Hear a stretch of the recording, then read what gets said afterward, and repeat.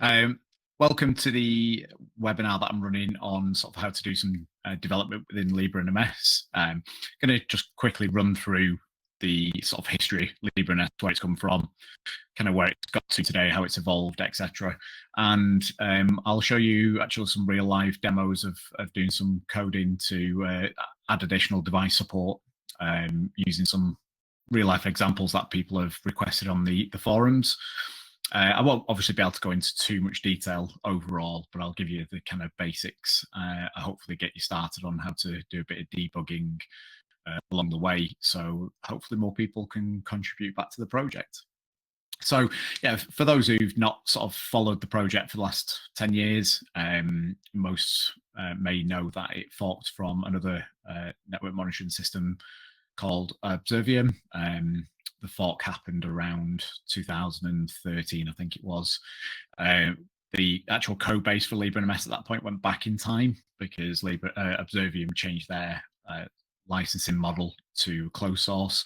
So the code base for LibreNMS started at the last known GPL version 2 fork that was available, or code base that was available. A lot of history lost there in regards to enhancements that Zoom did, sort of the look and feel changed, and obviously it then had to start from sort of from the beginning, if you like. Lots of people along the way have helped contribute to LibreNMS and got it to where it is today.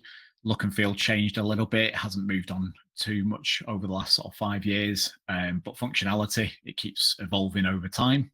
Anybody who's tried to do some development will also come across the challenges that that brings, which is specifically around the conversion of the legacy style code base, which is typical PHP, includes very little object orientated programming in there. There was no framework involved. That's sort of on the change with the introduction of things like including Laravel a good few years ago. So from a web interface perspective and even some of the back-end functionality, that's slowly but surely being ported across to Laravel. So if you've got experience in that framework, then the LibreNMS code base should become a bit more familiar with it. There's still a lot of legacy code in there at the moment, so there's always times where you might fight against the old and the new, and can be a little bit challenging. And as you know, a more general rule with regards to the project, we're trying to make it so that actually you don't necessarily need to be a developer to contribute support back. And instead of writing PHP code, you can actually contribute back device support now, a lot of the time via just making YAML files and providing logos. Test data is always required, just so that as the project evolves and additional support and enhancements get made, we try our best to not break legacy integrations and legacy device support, etc. So we do really push for test files when people contribute the support back. Fairly easy to generate. I'll go into that in a little bit, but there's always people around to help if you get stuck with that side of things. So yeah, for the most part nowadays, you can actually contribute quite a lot by just writing YAML.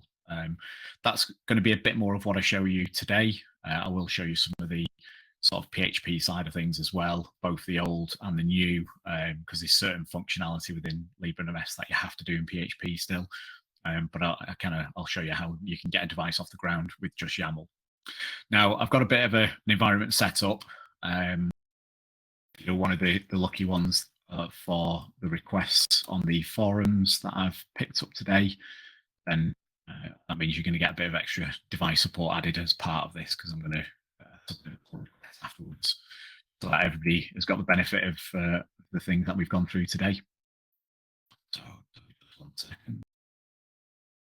So documentation, always worth pointing out that LibreNMS does have documentation for some parts of what we do, especially the developer side of things. It needs a little bit of a change from more recently, that the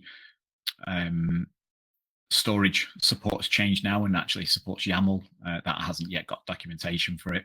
But if you kind of go into this contributing and developing for LibreNMS here, ignore the fact that it says support in US, that this is relevant if you're sort of updating existing OS.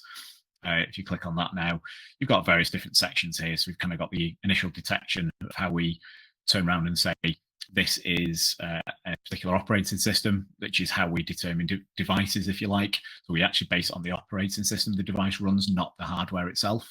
So you might find one vendor uses the same hardware across different device types. Cisco's iOS is an example of that. Other vendors make multiple OSs per hardware type, which gets a bit extreme, but we can support that as well. Memory and CPU information here. How to go through doing things like creating test units if you need to. Health information is sensors. If you've looked at the back end before, we've got wireless sensors here, things like custom graphs, etc. So we're going to kind of mostly focus on the initial detection, how to add memory and CPU into a device, and I'll show you some of the other side of things. Just to kickstart some of the code base. So I'm a fan of PHP Storm. That's what I use as my IDE. So I'm going to kind of be using this to show you the code base within LibreNMS. I'll run through some of the directory structure just very quickly to kind of get yourselves familiar with it. So as I mentioned, it's Laravel based now. So you have things like app folder, bootstrap, cache, config, database, etc., which are all relevant to Laravel itself. So some of these contain areas that we may change as part of the core code base or configuration as we sort of improve the platform itself. Typically, you're not going to need to do much within this other than potentially create a database migration. So if you find that you need to change the schema as an example of the database that LibreNMS has, then you're going to come in here and create a migration file. Now, you can also do that on the command line. It's worth reading the Laravel documentation how to do that. But as an example, this is one of the more recent ones that's been submitted by Tony, who's just recently revamped all of the storage functionality to sort of improve it and implement YAML support. It's very simple here. We just basically drop in some columns. So again, if you look at the Laravel documentation, it'll kind of talk you through what to do here. But we're calling a function for this particular table, and we're going to drop this particular column. It's never been used within LibreNMS, so that's removed. That's when you run the migration and what it's actually going to do in production, if you like. If you need to roll back, then this down is where we'll revert that change. So you can see with this one, we're just adding the column back in. So if somebody makes an upgrade, realizes there's something wrong, rolls back, then it puts the database back in the position it was previously. So when you get into enhanced development of LibreNMS, you might find yourself in that. Like I said, read the Laravel documentation to get a better idea of how to run the migrations. But for the most part, you shouldn't really need to touch that, especially just adding basic device support, etc. We've got the HTML folder, which is this is now the legacy code base within LibreNMS. There are certain pages that are being updated and using additional functionality that Laravel brings, or we've included as part of our code base. But for the most part, this is quite legacy code. All the way up until probably the last 3 or so years, you might find functionality changes in here, but it's less and less it's going to be actually touched nowadays. So if you need to make a change to part of the web interface that is using old code base, you typically then find that in the HTML folder. Again, for the majority of the time of just adding support in, you won't need to touch this. The most sort of prevalent area that you're going to look at is just uploading a logo and an OS image for any new device support that you add. Now, it's worth pointing out, we do prefer SVG files for logos and images, just because they scale better based on the browser size. The default that's required is an OS one, and that gives us a very small icon that we display in the device listing, but then we do reuse that for the device overview. Now, the device overview can then consume logos, which are typically a little bit bigger and more of a headline banner, so you can provide both. But if you've only got one available, then the OS one is the one that's typically used, and ideally in a kind of square format. I'll just quickly show you that. So we've got a mix of PNG and SVG files. If you can't find an SVG file, don't worry about it. Submit PNG, it is okay. It's worth pointing out as well in the SVG files, as an example, this one, try to compress the actual XML that's been provided here. Now, there's a lot of online compressors that you can use to be able to do that. And it's also worth noting as well, ViewBox is a way that SVG is used to sort of display the size, position of those images. width and height attributes can be used in SVG, but they will flag up a fault in LibreNMS's test code base. So if you have an SVG with those in it, please remove them. Just leave the view box in there, just because it allows scaling of the image a lot better. Okay, so yeah, that's pretty much it in the HTML folder or images there. You do have some of these Ajax files, which is where we build sort of dynamic requests, whether it's producing content for tables, etc. in there. But again, these have been moved over in time, and you very likely need to touch those. Includes typically, again, legacy part of the code base, has been tidied up over the last few years. Some of this more from a security perspective. So beforehand, a lot of this includes HTML folder structure was included in the HTML folder, so people could access these files directly. And whilst there wasn't anything majorly wrong with that, it did lead to people being able to sort of generate exploits within LibreNMS. So that was moved out of there just to increase and help with the security side of things. A lot of this is either pages or how we build graphs up in there. So again, as developing OS support, you don't typically need to do this.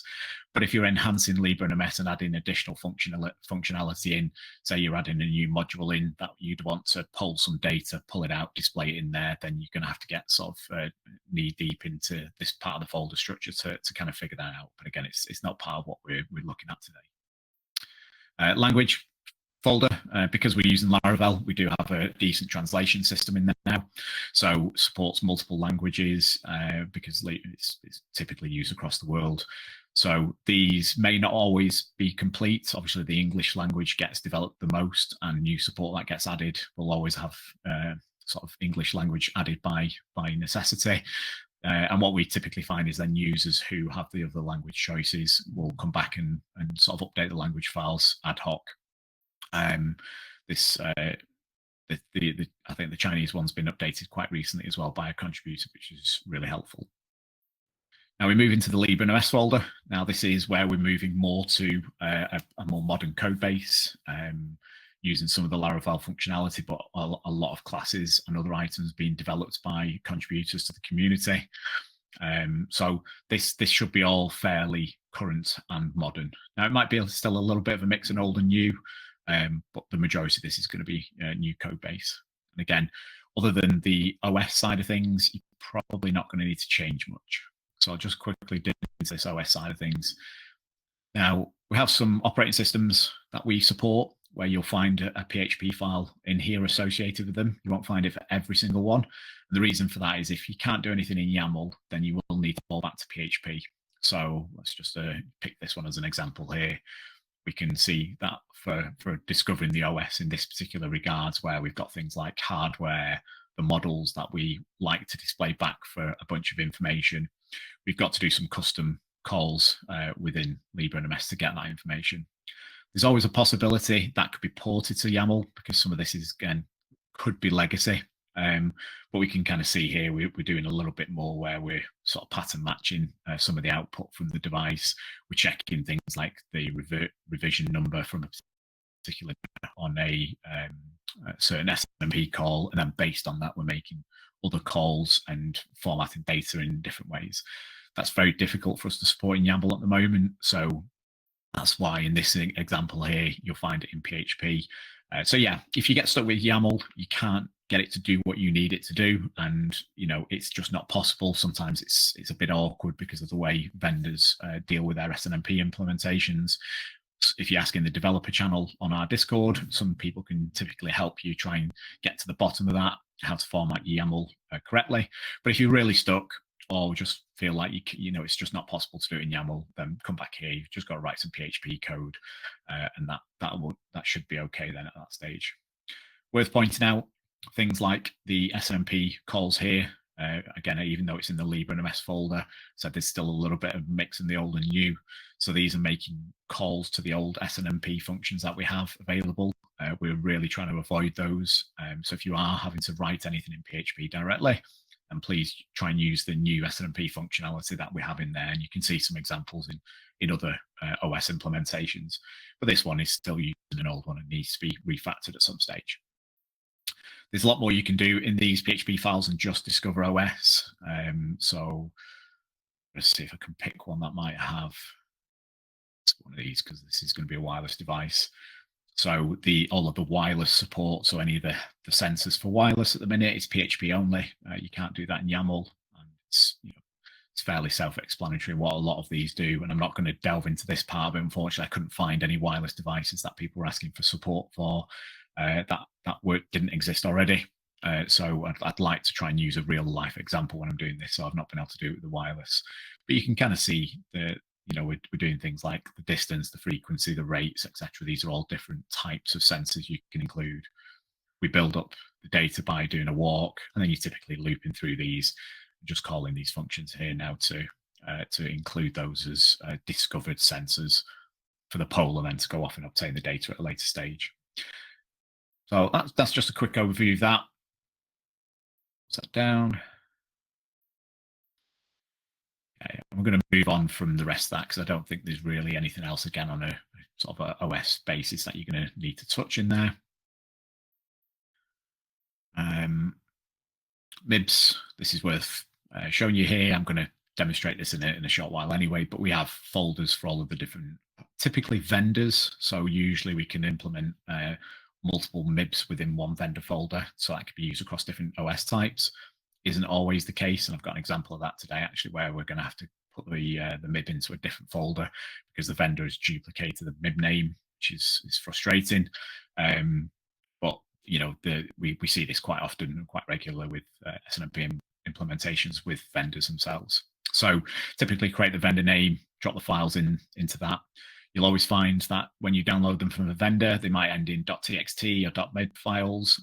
We've stripped those out. We ask that to be stripped out. You'll find that the test runs that we perform on pull requests will flag these as failures if you don't do that.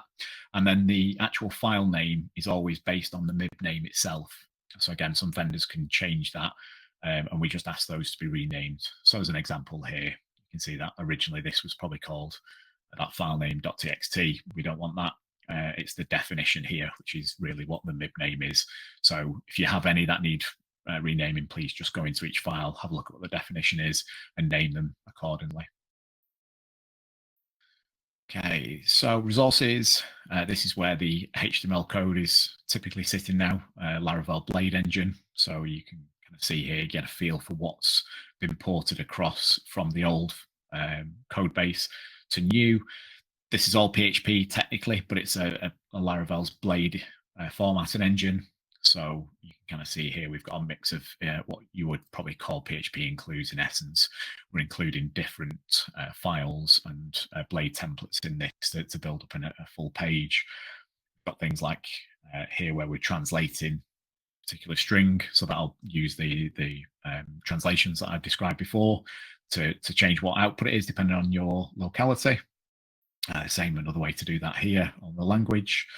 And we're passing variables at some point in here. Just trying to find where we might have it on code base. I can't particularly find on that one. I forgot to device. Here we go. So we've got this one now where we're providing URLs that people can click on. It's built up using Laravel's roots. And then we've got variables here. So we've got like the primary device link URLs, part of that array has been passed across. So it's a templating engine, again, very well documented on the Laravel side, and we use it more and more nowadays. Roots very quickly is where we put things like the API and the web request. So again, as we move to the Laravel sort of framework more and more, you'll find that a lot more of the pages are defined in here. So this is where we're just going to be calling things like what graph are we asking for.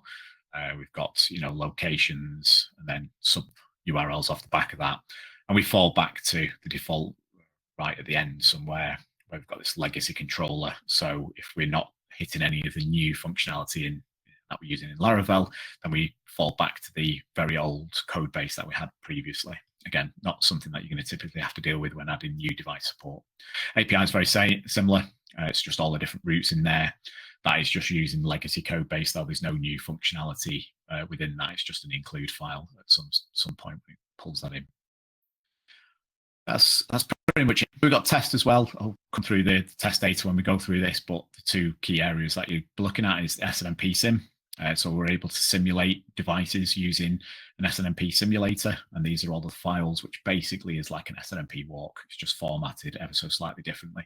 And that means that we can actually make changes to the code base, test it against the device to make sure we're not going to break any functionality, or when people ask for device support, they can provide these files or an SNP walk, and we can use that data to start coding against. I'll show you that in a short while.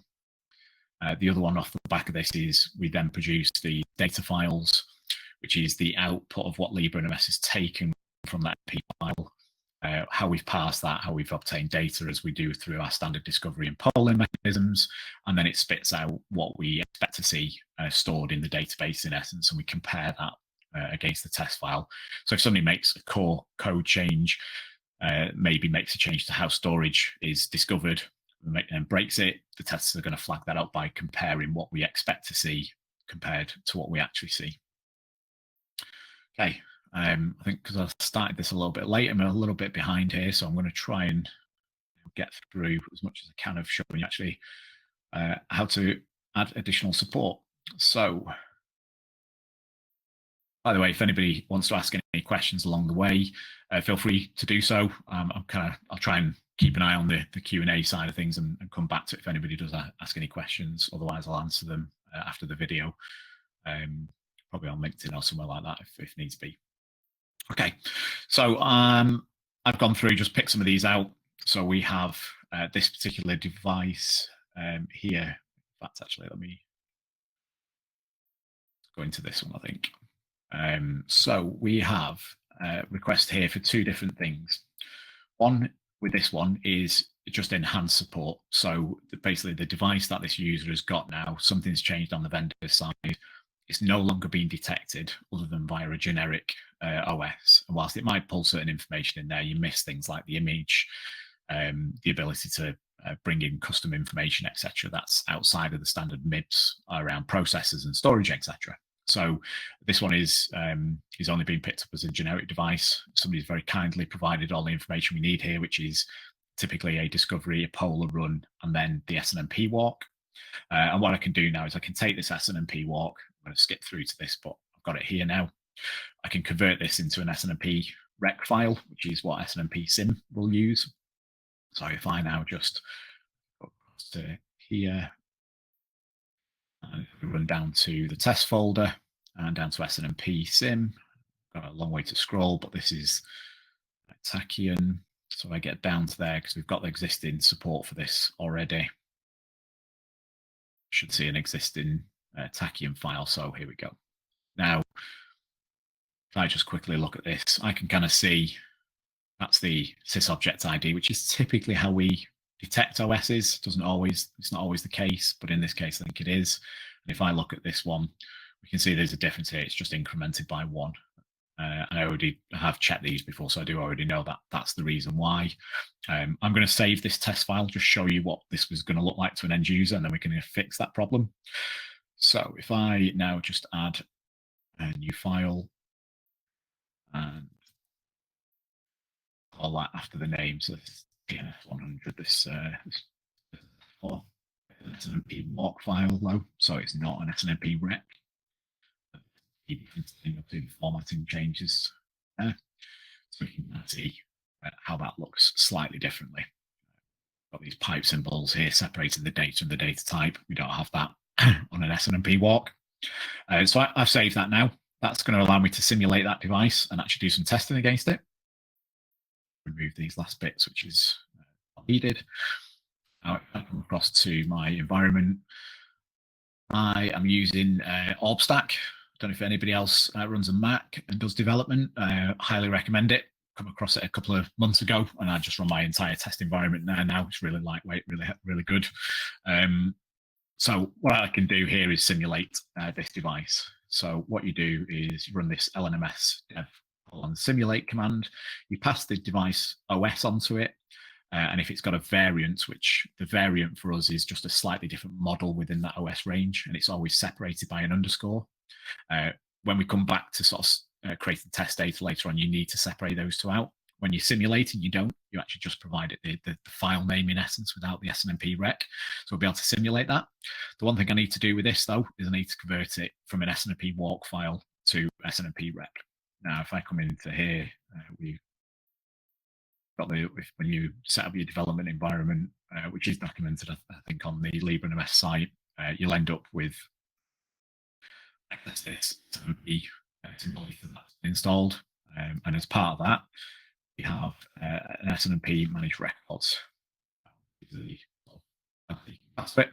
What we can do, I'm going to just do ignore broken records. So any get bad formatting, don't necessarily want that. But what you do need to do is just kind of say source record type is walk, the destination record type is going to be an SNMP inputs, which is in tests, sim, file, send that to team.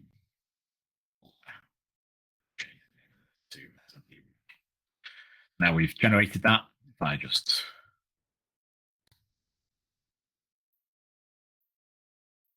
there, so we've now got an SNMP rec, which is nicely formatted, how we expect for LibreNMS to use this. Go back to our simulator, and we want to do in 100. If I run that now, it'll set the environment up for you automatically. It'll add the device in here as well. That's actually, that is probably worth me deleting all the data in there.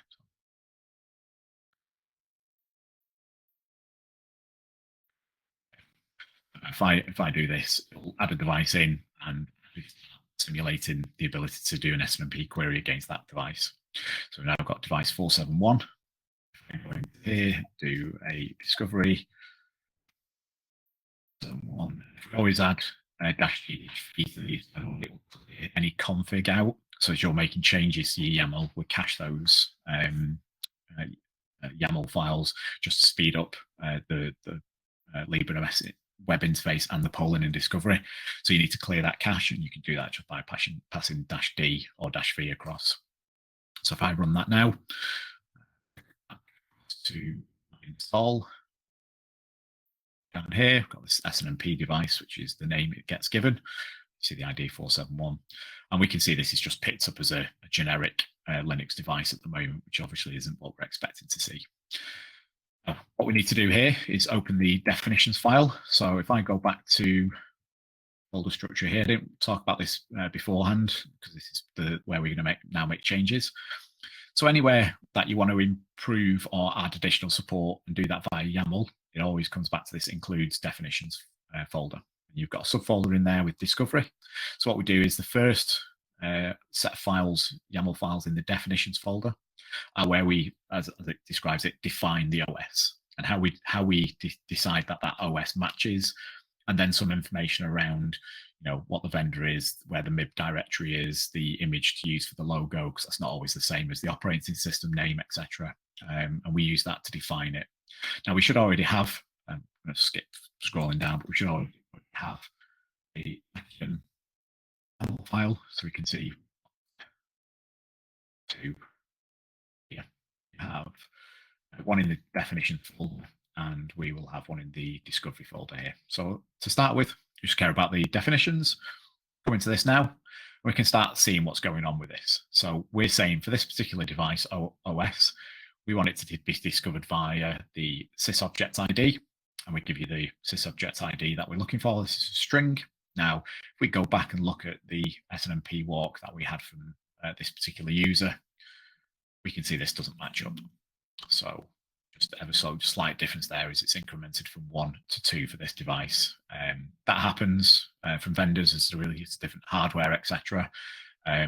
And sometimes when a user adds support for a device, they may only restrict the sysobject ID to the device type that they've got at the time. So that's what's happened in this case. It's been probably too restrictive, and we can change that. Now we can do this in two ways. We can either specifically add in .2 as an additional value to check. If I just go in here now, copy this out, And I can simply just add a new line in. That will go off if we rediscover that device. It'll now pick it up as a tachying device. Job done.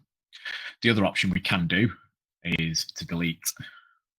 So actually what we're looking for, you can leave a dot on the end actually. What we're looking for is anything that matches that 1.2.3 going forward.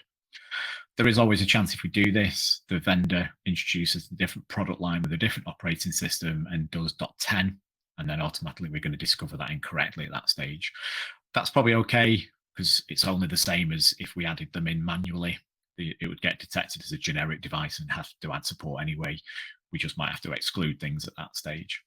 So the way I see this one, and it could be worthwhile doing this as well, by the way, if you copy that without the leading full stop, I just go back to my install for this now, and I just grep through the tests SNMP folder structure and see what else would respond to that OID. Now we've created this new file, so I don't need to worry about that one. These are SNMP, and then we've got the original tachyon device as well. And we know it already matches on that because we've got the .1 at the end.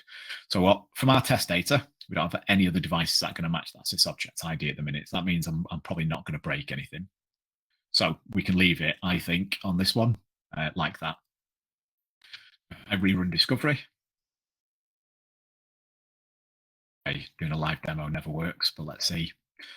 I refresh this page. Here we go now. So we've detected this device now as a tachyon device, and that's updated perfectly fine.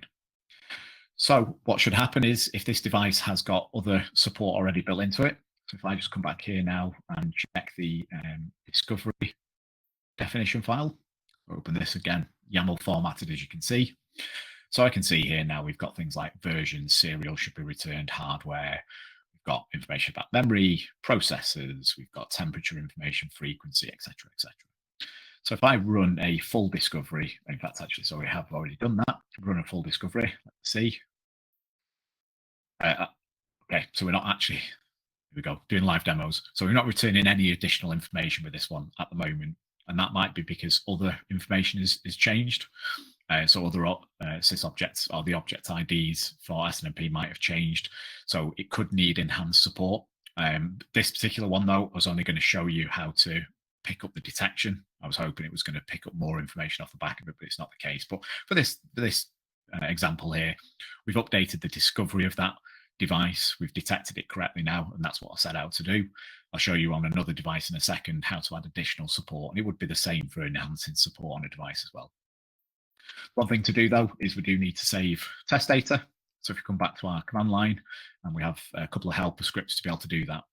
Now, if you haven't got any SNMP data, but you have access to the real device, then you can generate the SNMP rec file from a script here.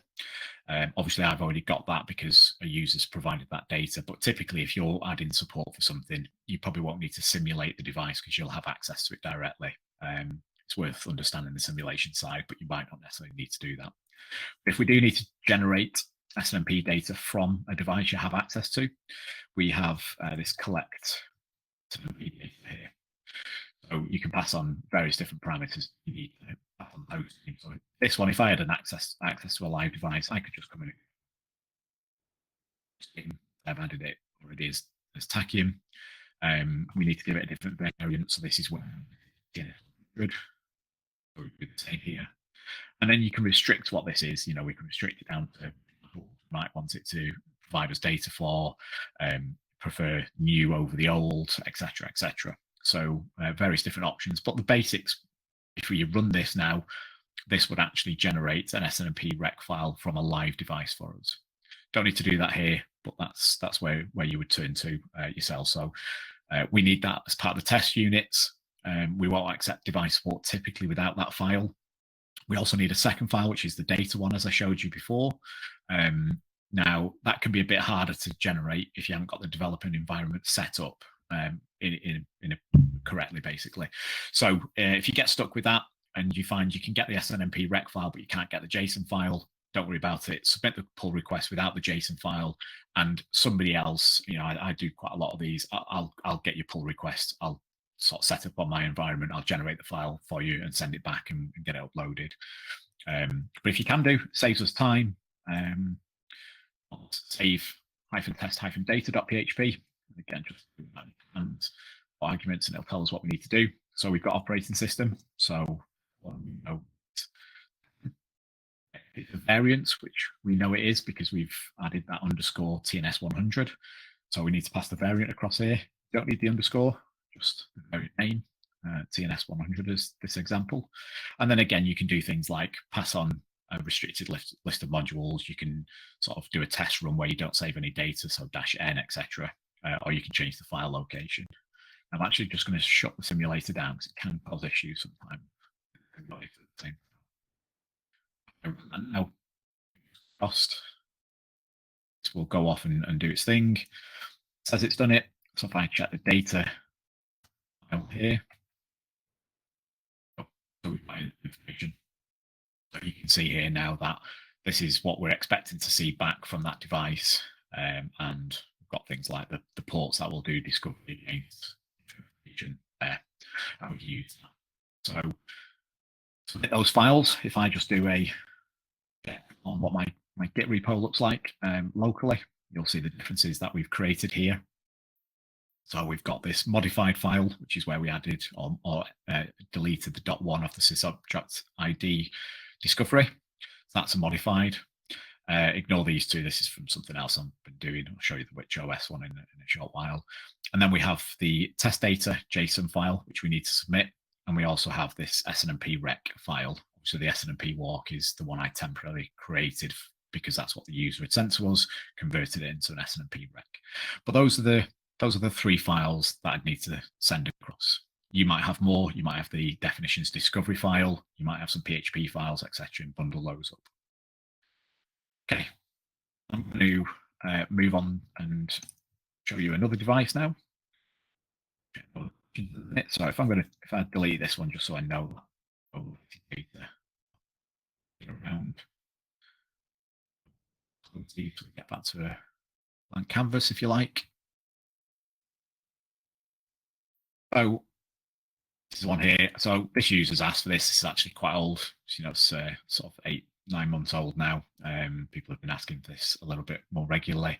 I'll go through and create a pull request off the back of that, get that submitted, see if I can fix some of the health sensor information discovery as well and get that sorted.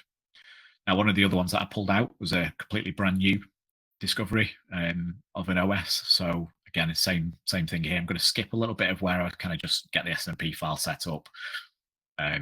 It discovers as a generic OS. And, I won't really talk through that as much. I'll quickly get it done. We'll have a device then that we can start adding additional support to before we run out of time. This person as well very kindly added a MIB file link to us, and I'll talk about the sort of issue with this one as well, because I've come across an issue as I've been testing this beforehand. But same thing, I'll just grab this. Got the SNMP walk done. And this user very kindly, actually, just worth calling this out. He's given me the OS name, which I validated and is correct. One of the issues we do find is that it can be very difficult to find an OS name for some vendors. They just class it as a firmware and a file name, and that's pretty much it. So you have to get creative for that stage. And it also comes into causes issues where one vendor might have 3 different types of OS for one hardware line. Based on various different models. It's a lot of duplicated code and effort to keep up with things like that. Some vendors, most vendors actually are pretty sane of how they do it, but not all. So,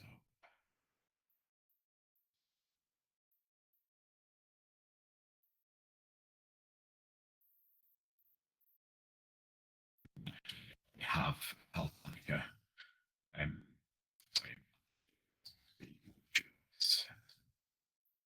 So we already have this vendor set up, and we've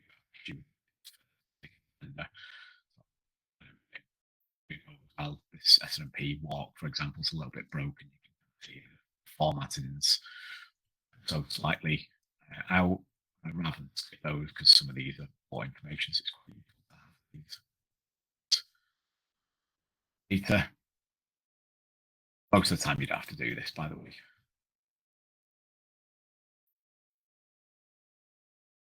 The other day.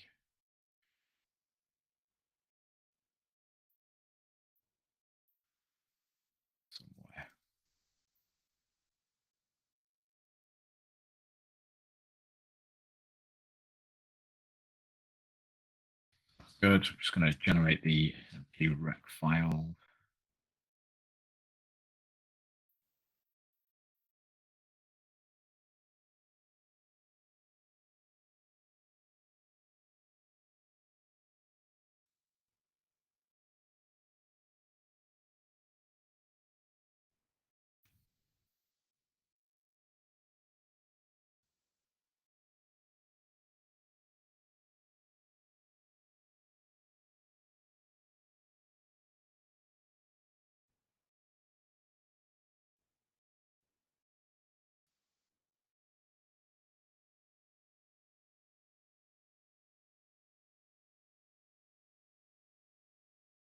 So just simulating this like I did before. Get a new device ID. The old one. 73. Just debug.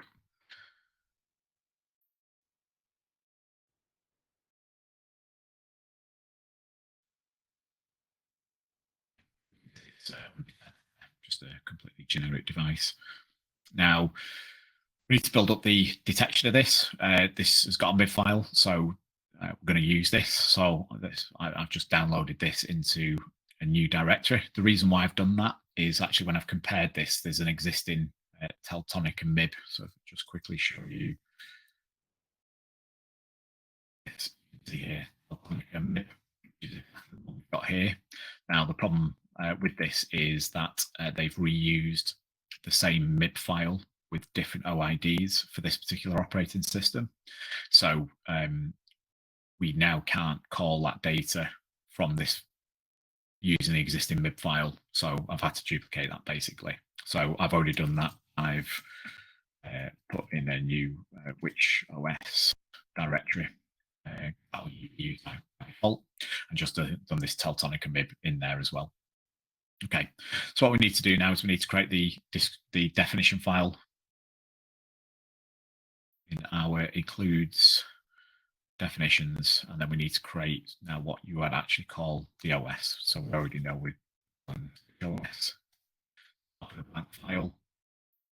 Okay. Now to do the detection, there's a few things that you need to start off with. We need to, even though the file name is what we're going to be calling the OS, you still need to define that in here. So that's our operating system name, and then kind of give it a bit of a nicer, such as text, if you like. Variable for this is a hang up in the past. I'm just going to call it tell.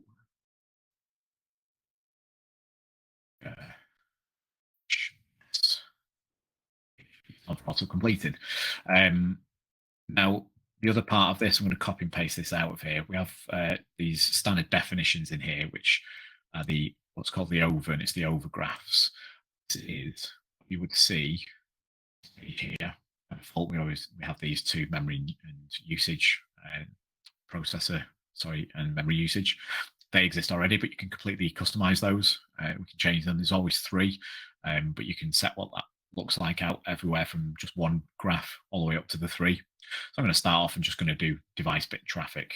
See, we've got ports detected, so that should pull in information, and I'll exclude any other graphs for now. Okay, now you give a type, so different device types in here. You've got things like environmental sensors, you've got UPSs, you've got storage, you've got servers.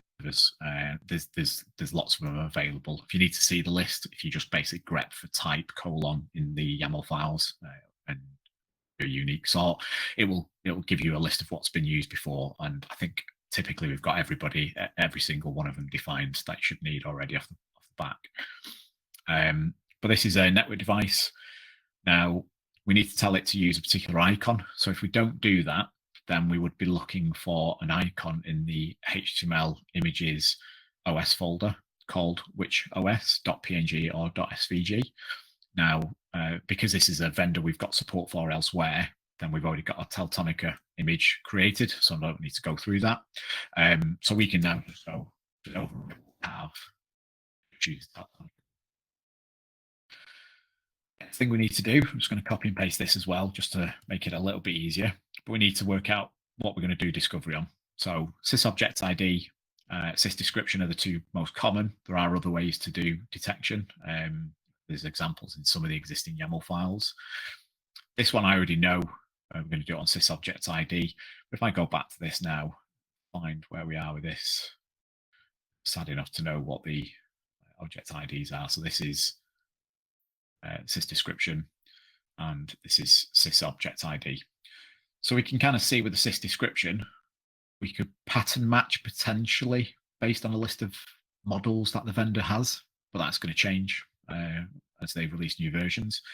It also has got the possibility we might hit different vendors and match up. If we just look for TSW at the start, we might find other vendors are using that at the start of their sysdescription output.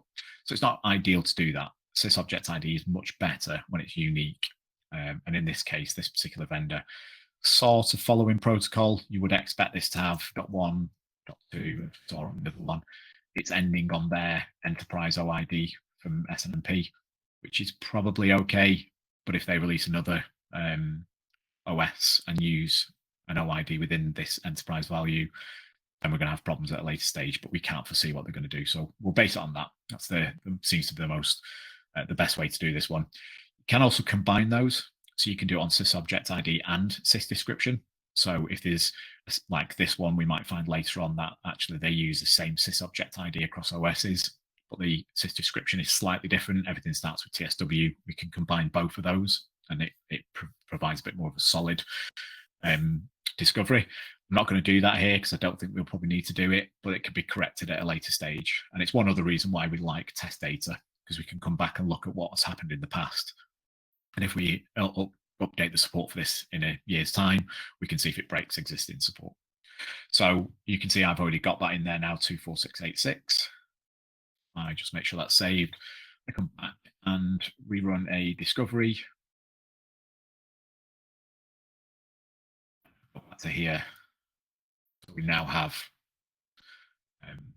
the device is being discovered directly itself. So we can see now we're using the text description that I've put in there. You'll always get this object ID back. But there's not a huge amount else. So it discovers memory and processor usage and some storage. So these are standard MIBs that's using, which is really helpful.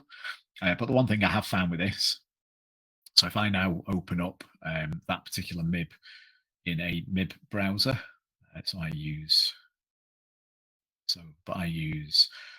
MIB browser, which is one available online. If I just bring that across here now. Okay, so this is what we should see for this particular device. Now you can go through various different trees to see what's available. But one thing I did notice was we have CPU usage, which is good. That would be really good if it didn't already provide it. But actually, when I look back at this now, so if I just copy this OID value out, I go back to the walk that we did, look for this OID, I can see, I mean, helpful to shrink, shouldn't be, but I can see the output of this is 2.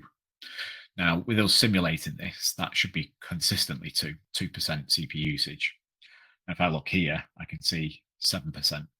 So it's also picking up processor that's using a standard MIB, but they're not actually passing on the correct processor usage as part of that standard MIB for this vendor, which is a bit silly. There's no point in duplicating OIDs when it's already exists as a standard. But again, we find this quite often where they will re-implement their own version of it, and it will be different.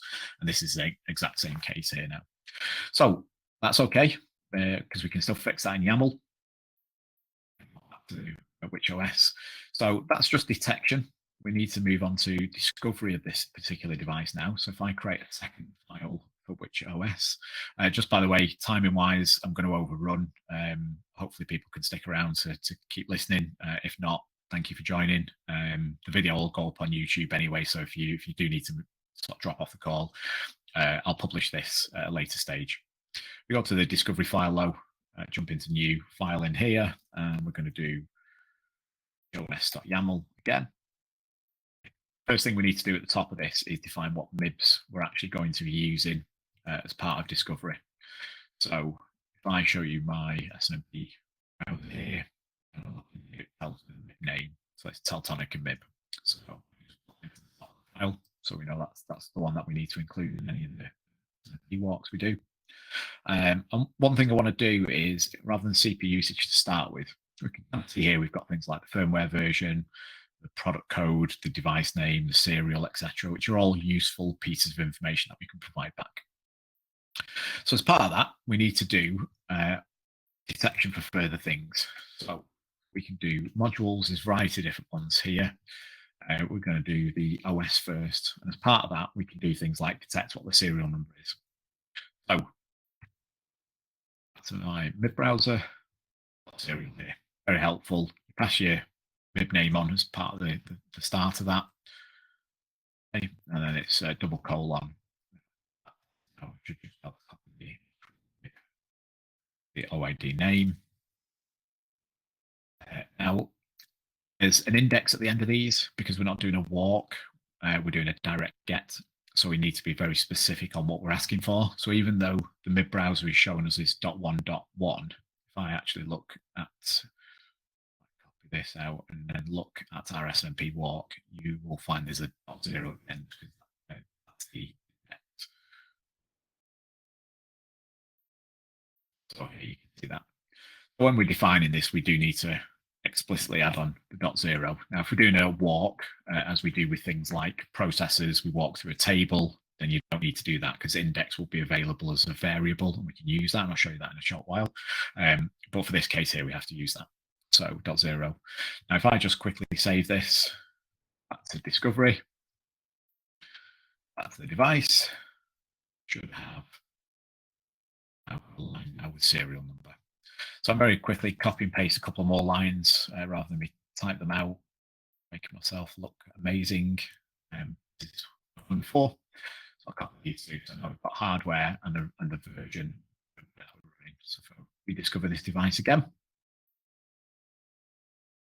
page, now we can see the hardware being reported back to us, and we also have the firmware version of the which OS being tagged onto the operating system there. So a little bit more useful information that people can use in things like discovery, etc. Okay, so now we need to fix this processes side of things. Like I said, we can do this in YAML. We can fall back to PHP if it's very complicated, but thankfully when we look at this, it's just a single lookup, nothing complicated about it. We already have seen it returns a 2, even though it's a string. Well, the LibreNMS will take care of that. But if it was a bit more complicated, let's say you had 4 OIDs that you needed to look up to add them all together to get the CPU usage, you would have to do that in PHP as an example. This one's fairly straightforward. If I go back to my YAML file here, we carry on now and extend this out. So if I do that, we need to do processes, data. This is the same structure for most of the sensors and health information. Okay, so we would define, it's taking a guess here. This is PHP Storm trying to include AI in my life. It's taking a guess at what it thinks I'm going to use. I'll auto-complete that, but I know it's wrong. It doesn't know the contents of this MIB file, unfortunately. It would be helpful if it did, but it's put the skeleton in there. And if I just go back to the MIB browser, we can see it's called CPU usage. Oh, in fact, actually, it's got it right. I think it's done it off me doing this last night, getting ready for the demo. It's automatically appended the .0 onto that, which is okay normally if it's a get, but it's not. We're going to do a walk here, so I'm going to remove that. Needs the numerical OID, because what LibreNMS does in the background is it translate. Well, it won't use this because it's quite difficult to use. And from a performance perspective, when you load up the MIBs, it slows things down. So from a polling perspective, we purely call actual numerical OIDs and not any of the strings. We don't need to load any MIB files up at that particular point. So I need this OID from here to be able to pass it along.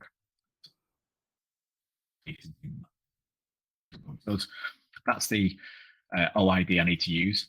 Like I said before, it's always going to have an index at the end. So again, if I just look for this in our SNMP walk, .0. I'm calling that without .0, so it's going to treat the table. It's going to walk through what, as many entries in this table that it would exist. The reality is, in this case, there is only one item within that table. So we could do .0 here, but for the sake of showing you how it would work if it was a table, we now go Okay, so we want to add an index onto this. So we have a variable available to us called .index. That means that if we had 4 CPUs being detected, I'd have to write 4 separate detection lines. It'll just loop through this table and add each one in turn. We know that's not true here, but that's what would happen in reality. We need to provide an index value to this as well. And typically in the background, the index is just to create a unique instance within the database. So yes, we have a unique ID for the database, but we need something different as well. So a lot of the time we use an index. So I'm going to use this as an example. So I'm going to use the OID we're calling and then just tag on the index value for that entry in the table. So again, if we had 4 CPUs, you'd create 4 entries, each with its own unique index there of CPU usage .0, .1, .2, .3. And then for processors, we're passing on a type. Is just in there. And so I just called it which CPU. Now, I find in the documentation some of this is listed out. Typically what I do is I'll just go and copy an existing file. If I'm honest, I won't sit there and type all this out. I can't remember all of the different variables we've got available to us. So I will just copy and paste out of something else as long as I'm correcting the changes that are needed to be done. That's okay. So look for examples in existing YAML files. You can see some quite complicated ones if you sort of dig deep. I save that now. Rerun discovery. I'm going to just show you here. You can pass -m and then you can do processors for that particular module. So we're not nice. See some of this output here now. Discovered a new device. You can see up here as well. We'll see the SNMP calls. Some stage, the YAML definition file. You can't see where the SNMP walk is for this one. Watching the video back later on, I'll probably spot it straight away. But there should be an output for the SNMP walk, so we can see. It's really, I can't see that unfortunately at the minute, but you normally would see the output of this, so you can see some of the other information that we're calling here. Go back to the web interface. It's because it hasn't worked. So what is wrong with that one?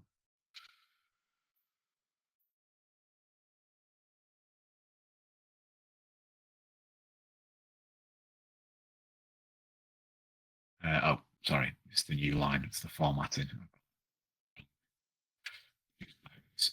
Before, so I think it's just. Then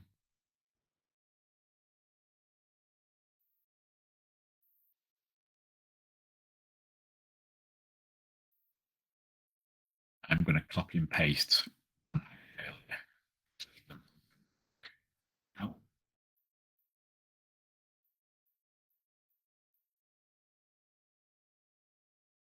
This time, there we go. So I can't see what was different about that. I don't think I'm. Again, I'm not sure what I did wrong there. Answers on a postcard, but you can see now we've got 2% return instead of 7%. So obviously, if I spent a bit of time going through the debug on this, I probably would have figured out why it wasn't showing. Maybe it was a cached value, even though I was running sort of -debug, but I'm pretty certain I hadn't changed anything. Pasted a known working file over that. It didn't look like anything had changed at that point. But we've got this showing up now, and it's replaced the processor that had 7% usage because we know that was incorrect, and we now have 2%. Okay, so I'm probably going to start wrapping up on this now, but I will show you just a couple of examples. If I just pick anything at random, one's no good. Find something that's got a decent amount of information in to show you. Okay, so here's one. This is it's pretty good. We can see here now, so we've not only got things like the version, the hardware, slightly more complicated YAML file with this one. So you can do a kind of regex of that, where we can change and alter the output, even though we've pulled in data from these OIDs that we look up. We can change what that looks like when we discover the hardware and the version numbers by using this regex match. But what's typically you're going to sort of be more interested in is the rest of the sensors. So this particular device here, we've got a little bit more legacy now. You don't typically need to use the pre-cache, especially with the new SNMP functionality that's been inbuilt. A lot of the caching is dealt with by that nowadays. But if you look down here now, we've got things like state for the health information, lots of values in here. Now, you might find these aren't always picked up for every single device, but add them in anyway. And the idea with LibreNMS for the discovery and polling is we run discovery. We don't really care at that point how long discovery takes. So even if we're checking 1,000 OIDs and only get a response from 2 of them, that's fine, because what that helps the polling do is go, I only care about those 2. I'm going to poll for the information I know exists within this device. And then you might add another device from a different OS version, and it might return 940 sort of bits of information from the SNMP walk, and we will poll the 940 at that particular point. So add as many as you want in here, even if it's a case of your device doesn't necessarily support the response, somebody else's version might do. So if it's in the MIB, it's worth adding the support for, even if you've not got the data available. And if it's wrong, it can be fixed at a later stage, but it's better than not being in there in the first place. So we've got things like voltage here. This is a bit of an example. So you might get some information back from an SNMP walk, which is not what you want. So let's say it's a piece of state information and you've got 4 different states for that sensor that comes back. You might have 0, which is unknown. You might have 1 to say it's an okay health, 2 to say it's warning, 3 to say it's failed. The unknown one might be always returned if the sensor doesn't exist within that hardware, and you don't necessarily want to have that showing up in the interface. You can skip those values. So this one here has got a global skip on anything to do with voltage. And actually what it's saying here is if we're seeing anything less than 100 for the voltage value, then skip that. There's obviously going to be a reason for this particular vendor that that's why we need to do it. But you can do it on a per OID basis as well. So I could actually add in here a skip value 1 and skip it for that particular sensor on its own. But that one's being done globally across all of the voltage sensors that we detect. So lots of examples if you kind of scoot through. This one's got more. We've got current in here, not just that. You can do things like if the data is badly formatted from SNMP, from the calls that we make, and you can fix that by changing the flags we pass on to the SNMP bulk walk function. Then you can pass on the slightly different SNMP flags here to manipulate the output to be a bit better for you as you do it. You've got things like this. This is documented, but you've got things like divisor and multiplier. So if the value you get back as part of the health sensor is 20, but the MIB itself says that's been multiplied by 10. So to get the real value, you need to divide by 10. You can put that divisor here and vice versa. You can do both as well. So if you need to divide and multiply, you can put both in there and come up with a slightly different calculation. And then there is the ability to add custom functions in. So we've got a few little custom functions here that'll do things like convert Fahrenheit to Celsius. So LibreNMS will only display Celsius information, and that's what we expect to be stored in the database. So if your device returns Fahrenheit, we need to convert that. Just very quickly, if I see if I can find what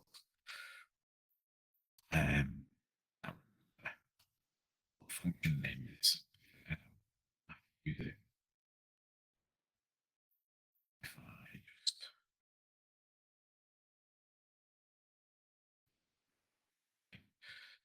here we go. Lots of different examples here where they're using this user function. We pass it along. We've got some custom ones in each of these. So actually, this particular OS has got some very specific functionality added to the OS definition itself. So if I open this in the OS's file folder here that I was talking about before, where you can overwrite things rather than me find it. I'm going to skip to that file. You can see some functions in here which are being called as part of the health sensor check. We've got some inbuilt ones: string to float, megawatts, dBm, Fahrenheit to Celsius. So its full name's not the short one I was trying to use. So some existing ones that are in there already. If you need more, you can add those into the PHP code base, either generically or within the OS if it's needed. But that's one helpful way to manipulate some of the data in YAML rather than having to then go need to do this in PHP itself. Okay. Very quickly, so I kind of just showed you one of these PHP OSs. So this has got, there's no additional information in here, a bunch of custom functions.